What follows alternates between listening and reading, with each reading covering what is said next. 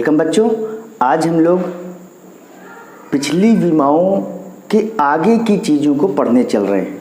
पिछली बार के लेक्चर में हम लोगों ने बल तक की विमाएं निकाली थी, उसी चीज़ को आगे आज हम लोग बढ़ा रहे हैं। आगे देखते हैं 8वें नंबर की विमा जो बल के बाद आती है। बल पे क्या चीज़ें निर्भर होती हैं? बल से कार्य होता है। तो कार्य बराबर होता है बेटा, हम लोग जानते हैं बल गुणे विस्थापन। फार्मूला मालूम है, फार्मूला से विमाएं। तो बल की विमा आई थी mlt-2 इंटू विस्थापन। विस्थापन एक प्रकार की लंबाई है, लिख दोगे बेटा L, हो जाएगा ml2t-2। ये हो गई हमारी कार्य की विमा। ठीक, कार्य के बाद हम लोग आते हैं 9वीं विमा, देखते हैं बल आघूर्ण। बल आघूर्ण को भी देखते हैं इसी समय, और बल आघूर्ण बराबर होता है बल गुणे लंबवत दूरी। बल गुणे लंबवत दूरी, ये सारी चीज़ें तुम लोग पढ़े भी होगे और आगे फिर आने वाली हैं, तो ये हमें पता लग जाएगा। बल क्या होगा? mlt-2 और लंबवत दूरी, दूरी भी एक प्रकार की लंबाई है, तो यह भी L होगा, तो हो जाएगा ml2t-2। तुम देख रहे हो यहाँ बल गुणे विस्थापन था, इसके कारण भी वही विमा आई, यहाँ भी वही विमा आ रही है। तो ऐसी विमाएं, जो ऐसी राशियाँ जिनकी विमाएं बराबर हों, यहाँ पर हम कोई एक निश्चित चिन्ह लगा देते हैं। चलो हम लगा देते हैं यहाँ हैश, सिंगल हैश, जहाँ जहाँ लगेगा उनकी विमाएं बराबर होंगी। चलो बेटा, अब हम लोग देखते हैं अगली विमा जो कि है ऊर्जा। अब ऊर्जा तो कई प्रकार की होती है।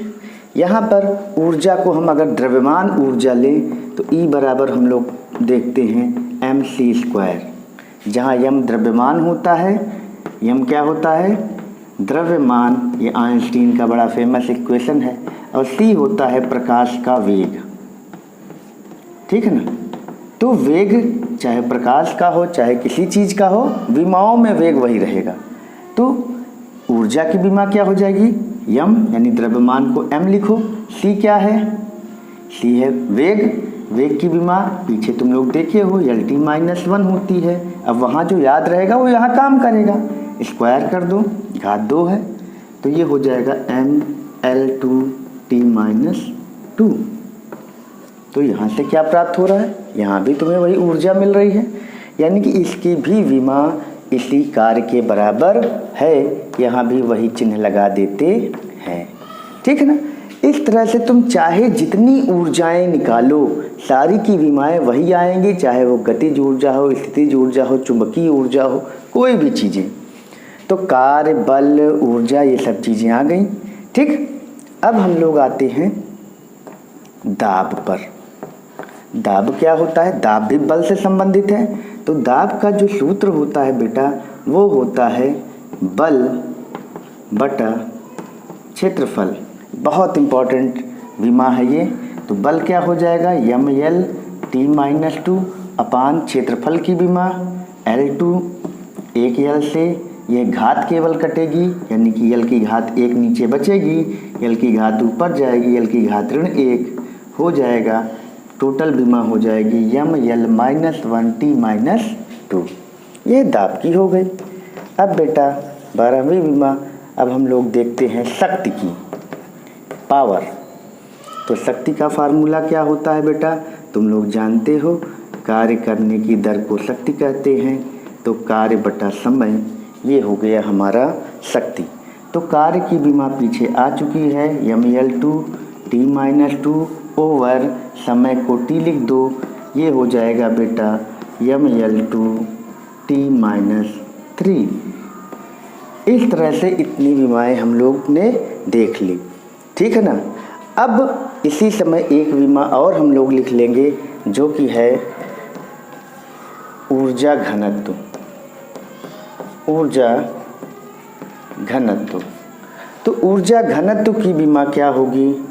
ऊर्जा घनत्व का मतलब होता है ऊर्जा बटा आयतन। सभी लोग ध्यान रखो, एकांक आयतन की ऊर्जा को ऊर्जा घनत्व कहते हैं। तो ऊर्जा घनत्व हो जाएगा ml2t-2, यानी ऊर्जा की और कोई भी ऊर्जा mL2T-2 होती है, चाहे वो गतिज ऊर्जा हो, स्थितिज ऊर्जा हो, चाहे जिस तरह की ऊर्जा हो। आयतन को तुम लोग देखते हो L3, तो L² से L3 कटेगा तो एक L बचेगा यहाँ, और ये जब ऊपर जाएगा तो हो जाएगा mL-1T-2। तो mL-1T-2 अगर तुम देख रहे होगे तो दाब की भी आएगी। तो दाब की जो विमा है वही ऊर्जा घनत्व की है। यहाँ पर हम चलो लगा देते हैं डबल हैश। तो डबल हैश यहाँ लगाओगे, डबल हैश यहाँ लगाओगे। इस तरह से अब हम आगे ये सब चिन्ह नहीं लगाएंगे, तुम लोग अलग अलग चिन्ह वहाँ पर बना देना जिनकी विमाएँ बराबर हों। जैसे यहाँ इन दोनों की बराबर है, तीनों की बराबर है, तो यहाँ हमने हैश लगा दिया। यहाँ डबल हैश का मतलब जहाँ जहाँ जिस पर लगेगा उनकी विमाएँ आपस में बराबर होंगी। ठीक है ना। अब इसके बाद हम इसको मिटाने चल रहे हैं। मिटाने के बाद हम लोग ऊर्जा घनत्व तक देख चुके हैं। इतनी विमाएँ ये हमारी आ गई थी, 12 विमा आ गई थी, 12वें नंबर की आ गई थी। अब 13 नंबरिंग तुम लोग देखते रहना, नंबरिंग से कोई मैटर नहीं है। 12 विमाएँ हमारी आ चुकी हैं। अब 13वीं विमाएँ हम लोग अगली विमा को हम लिखने चल रहे हैं। तो अभी तक हम लोगों ने कहाँ तक देखा?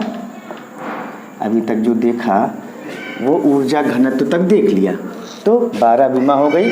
अब 13वीं विमा हम लोग देखने चल रहे हैं। यहाँ पर अगर तुम संवेग को लेना चाहो तो संवेग का मतलब यहाँ पर हम लोग देखेंगे रेखीय संवेग। कैसा संवेग? रेखीय संवेग। रेखीय संवेग बराबर हम लोग जानते हैं P से प्रदर्शित करते हैं m/v, द्रव्यमान गुणे वेग। तो द्रव्यमान को m लिखो, वेग को L-T-1 हो गया। Very simple. अब हम लोग देखते हैं कोणीय संवेग। कोणीय संवेग क्या होता है? Angular momentum. ये होता है बेटा, इसको L से बोलते हैं, इसमें कोई दिक्कत नहीं। mv/r याद कर लेना, mass into velocity into radius. तो मास क्या है? m है, v की मतलब L-T-1 है, रेडियस का मतलब लंबाई यानी L। क्या हो जाएगा बेटा? mL2T-1। ये हमारा हो गया कोणीय संवेग। ठीक है ना। अब हम लोग देखेंगे आवेग। आवेग जो होता है वो होता है बल गुणे समयांतराल, है ना। सारी चीज़ें तुम लोगों ने या तो पढ़ी हैं और या तो आगे पढ़ने चल रहे हो। तो बल क्या होता है बेटा? अभी पीछे देखे mL-T-2, समयांतराल को क्या लिखोगे? T। तो ये हो जाएगा mL-T-1।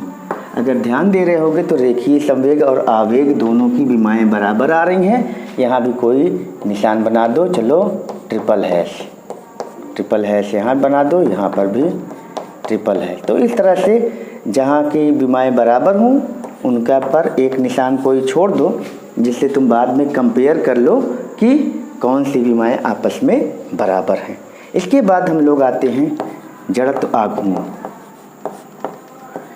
अब ये बेटा जो 15 विमाएँ हैं, ये इन सबको तुम्हें, ये 15 विमाओं तक तुम जान लो, तुम्हें याद होनी चाहिए, ज़बान पे होनी चाहिए, जिनका उपयोग आगे हम लोग करेंगे।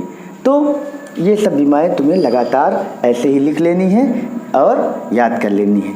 तो जड़त्व आघूर्ण जो होता है बेटा, वो होता है द्रव्यमान गुणे दूरी का वर्ग। तो द्रव्यमान को लिखोगे m, दूरी का वर्ग होगा L²। हो गई। ठीक है ना। अब हम लोग जड़त्व आघूर्ण के बाद और भी कई विमाएँ हैं जिनको हम लोग देखने चल रहे हैं। ठीक है।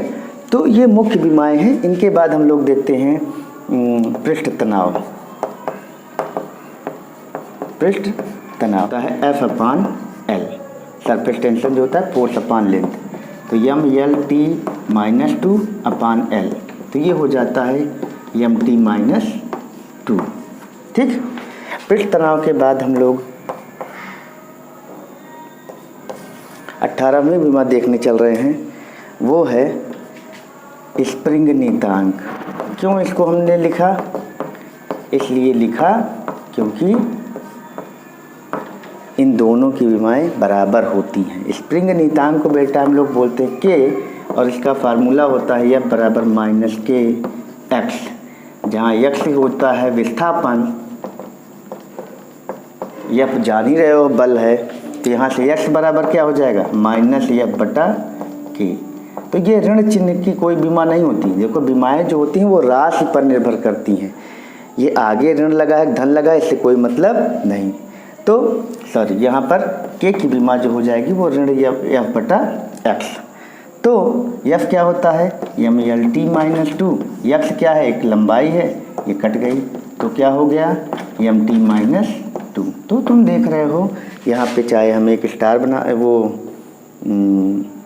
स्टार बना देते हैं, सिंगल स्टार, ठीक। तो ये दोनों की बीमाएं आपस में बराबर क्यों हैं, क्योंकि दोनों में ही फोर्स और यहाँ लंबाई है, यहाँ विस्थापन है, और लंबाई विस्थापन दोनों की बीमा एक होने के कारण यह पृष्ठ तनाव और स्प्रिंग नियतांक की बीमा बराबर आ गई, ठीक। तो अब इसके बाद चलते हैं अगली बीमा की ओर। अगली बीमा है बेटा प्लांक नियतांक। प्लांक नियतांक की बीमा हम लोग देखने चल रहे हैं। तो प्लांक नियतांक होता है एच और इसका फार्मूला होता है ई बराबर एच न्यू। तो न्यू बराबर एच बराबर हो जाएगा ई बटा न्यू। न्यू जो होता है वो आवृत्ति होता है और ये होता है ऊर्जा। तो ऊर्जा की बीमा हो जाएगी M L two T minus two. आवृत्ति की बीमा होती है बेटा टी इनवर्स। तो ये टी इनवर्स हो जाएगा, तो ये M L two T minus one हो जाएगा। और इसको बेटा कोणीय संवेग की बीमा के बराबर कर लेना। पीछे जो तुमने लिखा है कोणीय संवेग की बीमा इसी के बराबर होती है, ठीक है ना। कोई भी वहाँ पर कोई भी चिन्ह बना देना, डबल स्टार बना देना। चलो यहाँ डबल स्टार बना देते हैं, वहाँ पे तुम डबल स्टार बना लेना। तो अब जो 20वीं बीमा है हम लोग चल रहे हैं, कोई भी नंबरिंग से बीमा का कोई मतलब नहीं है। अब जो बीमा है वो है सार्वत्रिक गुरुत्वाकर्षण नियतांक। सार्वत्रिक गुरुत्वाकर्षण नियतांक, इसको हम लोग कैपिटल जी बोलते हैं। तो यह बराबर फार्मूला तुम लोग जानते हो, जी m1 m2 बटा आर स्क्वायर। तो जी बराबर क्या हो जाएगा, F into R square upon m1 into m2। m1 m2 द्रव्यमान है, आर दूरी है या बल है। तो बल की बीमा M L T minus two, दूरी का स्क्वायर एल का स्क्वायर और यम इंटू यम यम काट दो, यम की पावर हो जाएगी -1, L3 हो जाएगा T माइनस टू। ये बेटा हो गई सार्वत्रिक गुरुत्वाकर्षण नियतांक की बीमा, ठीक है ना। इस तरह से बीमाओं को आगे हम लोग बढ़ा रहे हैं, ठीक है ना। अब इसके बाद हम लोग लिखते हैं वेग प्रवणता। वेग प्रवणता जो होता है वो बेटा होता है वेग बटा दूरी। प्रवणता जब भी कोई चीज़ पूछा जाए, वेग प्रवणता तो वेग बटा दूरी, ताप प्रवणता ताप बटा दूरी, विभव प्रवणता विभव बटा दूरी। तो वेग बटा दूरी, तो वेग हो जाता है LT माइनस 1, दूरी को L कट जाएगा T माइनस 1, ठीक है ना। यही वेग प्रवणता की जो बीमा होती है वही आवृत्ति की होती है। तो अगर हम आवृत्ति की बीमा देखें, आवृत्ति, तो आवृत्ति होता है एक बटा आवर्तकाल। तो एक बटा आवर्तकाल अगर करोगे तो हो जाएगा 1/T हो जाएगा, ये हो जाएगा T की घात ऋण 1। तो यहाँ पर भी इस तरह से हम देख लेते हैं कि इनकी बीमाएं आपस में क्या हैं, बराबर हैं, ठीक है ना। तो इसके बाद चलते हैं कोई और भी नियतांकों की ओर। प्लांक नियतांक ये सब हो गया। इसके बाद हम लोग देखते हैं ऊष्मा चालकता गुणांक। तो अगली जो बीमा है, अब हम नंबर नहीं डाल रहे हैं बेटा, अपना नंबर डालना। ऊष्मा चालकता गुणांक एक बीमा ये देखेंगे। इसके बाद आदर्श गैस नियतांक,